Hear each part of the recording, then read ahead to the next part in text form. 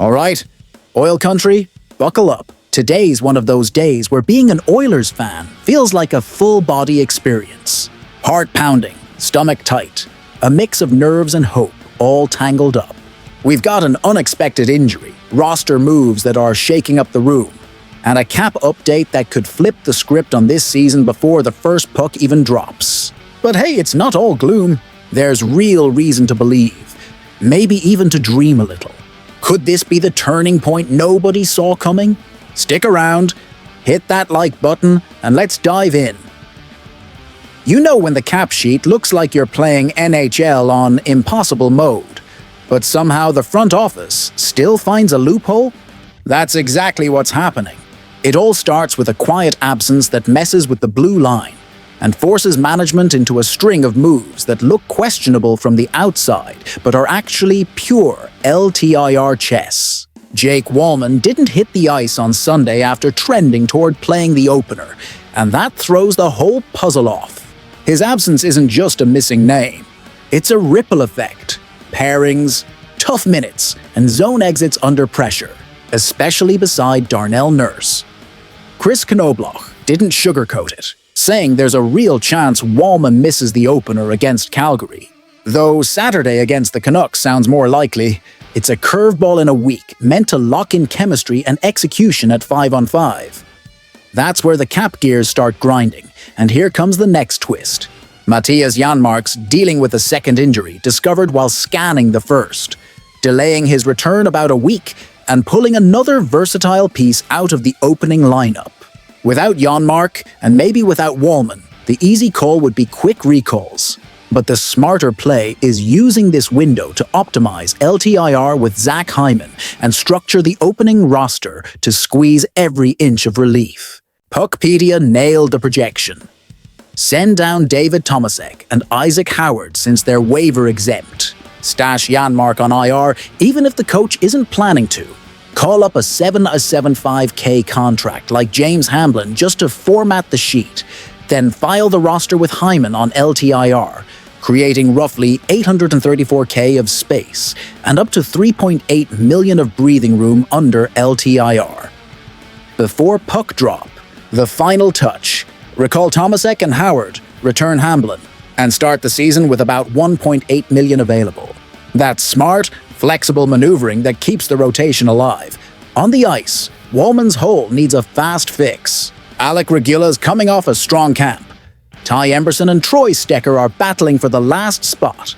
And whichever combo Knoblauch goes with will have to hold the fort against controlled entries from a Flames team that loves attacking through the middle. Fans are split. Some want to rest Walman until he's 100%. Others want him in there right away to build rhythm. Truth is, sitting him until Saturday might be the sweet spot.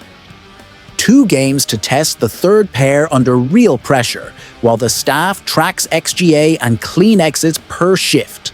Hyman's expected to skate with the group soon, maybe even ready by month's end, which will reopen the cap puzzle.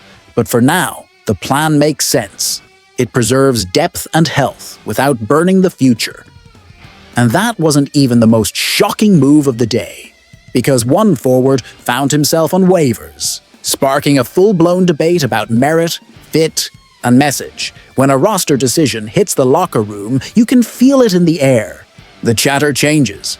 Eyes glance at the board, and every chair in the bottom 6 feels shaky. Max Jones hit waivers, and this isn't just about numbers. It's a tactical message about how the Oilers want to play and spend every dollar of their cap. The idea is clear. Send Jones to Bakersfield to free up flexibility for short-term recalls without breaking the LTIR puzzle built around Hyman's absence. The move dropped on Sunday, right before the roster deadline, and everyone knows cuts like this echo through confidence, especially in a group still fighting for PK and forecheck roles. The writing was on the wall. Jones played a couple of preseason games after injury, but didn't exactly force the issue. 3 shots, no impact moments. While internal competition tightened. Since arriving in March in that 3-team deal that also brought Trent Frederick, Jones has been decent depth but hasn't moved the needle at 5-on-5. 1 goal, 1 assist in 19 games. and an on-ice goal differential that stings, 11-2 against in his minutes. With a $1 million cap hit and UFA status after this season, there's a good chance he clears, which might actually be best for both sides. Bakersfield gives him ice time, rhythm, and a path back if he finds that spark. Big picture, the pressure's coming from below. David Tomasek, Quinn Hudson, and Isaac Howard had strong camps, and Matt Savoy looks like he's right on the doorstep. That kind of depth naturally squeezes anyone without a defined role in the bottom six. Fans are torn. Some frustrated because Jones has size, grit, and pedigree. Others saying the numbers don't lie. Either way, the path is clear. Rebuild confidence in Bakersfield, earn the recall, and prove you can impact PK2 and forecheck pressure again. Strategically, this opens the door for a faster, more reactive fourth line, while keeping Jones in the system for heavier matchups, like those grinded-out series against physical teams. But again, that wasn't even the headline of the day, because the update on a certain winger, the one who turns half chances into goals, just changed the temperature in the room. There are updates that calm you and light you up at the same time, and Zach Hyman's is exactly that. The official timeline still says late October or early November, but Friday's skate flipped the mood completely. Hyman hit the ice after practice, full gear, stick handling and ripping shots forehand and backhand, and everyone watching said the same thing. The wrist is responding. Jason Greger from Sports 1440 confirmed it wasn't just a light spin. It was full drills, no hesitation, real reps. For a guy whose game depends on quick touch timing around the crease, that's massive. Flashback to last spring. Hyman got hurt in the Western Final against Dallas, took a shot from Marchment, and ended up needing wrist surgery. Since then, the team's been ultra cautious. Knobloch pointed to a November return, and nobody inside the room wanted to rush it. But here's the thing. Edmonton made it through camp without him, sure. Yet the top six loses something rare without his rebound game and net front chaos. His presence changes how defenses play McDavid and Nugent-Hopkins. Every day he skates and shoots, pain-free, brings him closer to contact drills. And word from the downtown community arena is he looked great. From a cap and roster standpoint, it's all connected.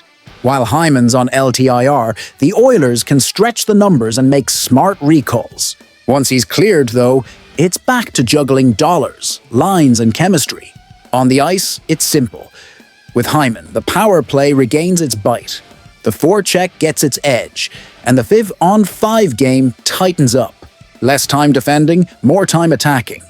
Exactly what this patched-up blue line needs right now.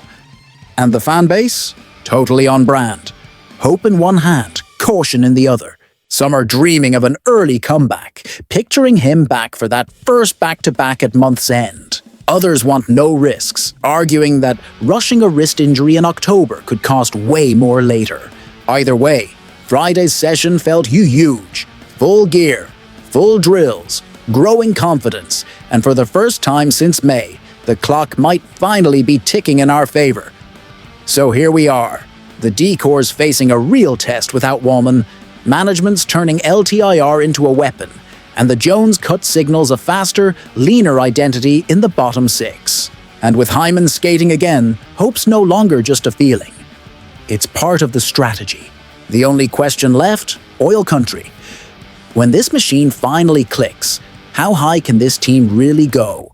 Drop a like, leave your take in the comments, and don't forget to hit subscribe.